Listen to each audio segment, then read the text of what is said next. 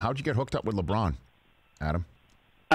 It was one of those lucky situations where I had known Arnold for many years and worked with him on a variety of projects. And if you go back to NBA Finals, the cramping game, one of those moments that a lot of people still, think of when they think about LeBron. And what they don't know is that off season, it was just he went to his trainer Mike Mancias and was like, "We got to overhaul everything." Now, I think a lot of people don't give enough credit that LeBron logs crazy minutes, and it's inevitable that even someone who appears superhuman is going to have some breakdown. And he looked at his training, he looked at his nutrition, and he looked at supplementation.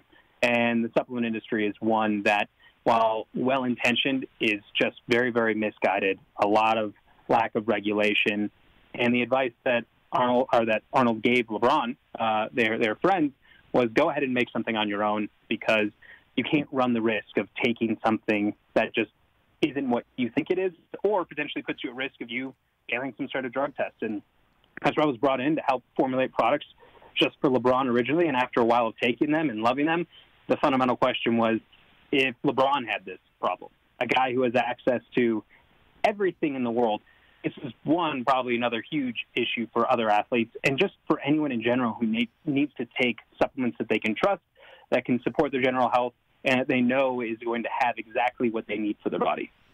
Well, and then, the conversation with LeBron in particular is how much mileage has been on his body that other players don't have, because they haven't made the NBA Finals as much as LeBron always 9 years in a row does. It's unreal. Right, up until last year, and we did seem to see a rejuvenated, as he referred to himself, washed king. How do you, as somebody in charge of his fitness and nutrition in a way, and his company, did you like that washed king hashtag, Adam? I mean, I like it because I like anything that gives people an edge. I mean, you've talked about it a bunch. You see everything that's going on with The Last Dance and Michael Jordan mentality, that Mamba mentality.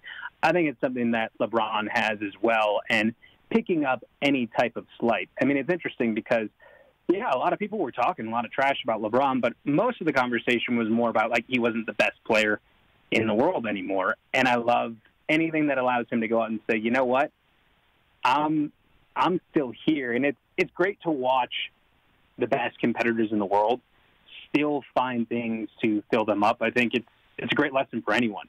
You don't want to necessarily become bitter with the world, but I think it's important to have things that motivate you. Almost that obstacle is the way. It's very easy to look at something that's frightening, scary, intimidating, at even times like this, or you can look at it as an opportunity. And I think he saw that as an opportunity. It's not where he wanted to be. I'm sure you ask him, he would tell you he would have rather been in the finals. Sure. But that extra time to heal up, obviously he was dealing with some injury last year, to again refocus and evolve his training and what he can do. And you were seeing it during the course of the year. And myself, like you, and I think the rest of the world, just can't wait till sports get back. Oh, tell me about it, man. So what, Adam, what can you tell me about, what can you share with people about how LeBron or others that you might be familiar with, but obviously LeBron is number one, staying in shape, and when we might see the NBA back? Is there any insight you can give us into what he has been up to and what you might know?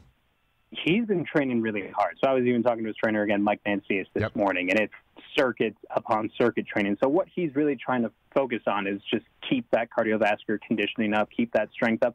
The toughest part here is that the body doesn't decondition as quickly as you think. You usually have a nice period of time before you'll see a breakdown, especially the best athletes in the world. But we've been shut down for so long that the real question here isn't, can we start up? The question is, what condition are athletes going to be in? Because typically you go through an off season. An off season is the opportunity where, athletes have there is no off season mentality. The off season is a chance for people to really hone in on what weaknesses they want to build up, whether it's strength, power, speed, skill. Preseason is then where you get conditioned for your sport. You see it obviously in spring training. You see it in preseason basketball, NHL, football, everything. We want to get you sport specific ready. We're going to open things up, and it's not that people aren't going to be able to play. The question is, how much are they going to be able to build up that sport-specific conditioning where they are peaking at the right time? And we've never seen this before. These players are going to come in fresh, essentially, from the bumps and bruises. We even talk about injured players, where certain people just suddenly reappear on rosters that have been out all year. But then we also have, like, are you actually not going to be in shape, like looking good to the naked eye? Are you going to be in game shape? And usually that takes about 6 to 8 weeks. It's not about feeling good. It's about being ready to play 40 minutes.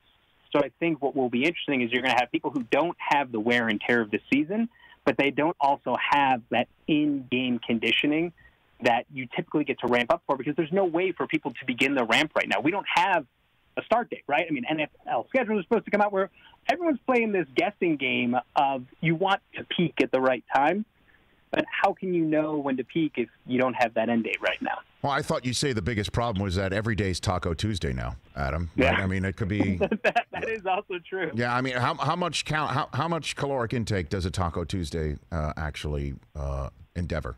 I mean, what is that like? I gotta tell you, tacos are actually pretty healthy. Okay. I mean, assuming that every part of your taco isn't crunchy and fried, tacos are a balanced meal. You get the protein in there, you get carbs, you get fat, and it's delicious. I mean, I think it might be one of the more perfectly engineered meals. Okay. When we start deep frying everything or put it in the air fryer, that's when things can go a little crazy. Have you been part of a virtual Taco Tuesday, Adam? Have you zoomed in with the James family and enjoyed that on Tuesday?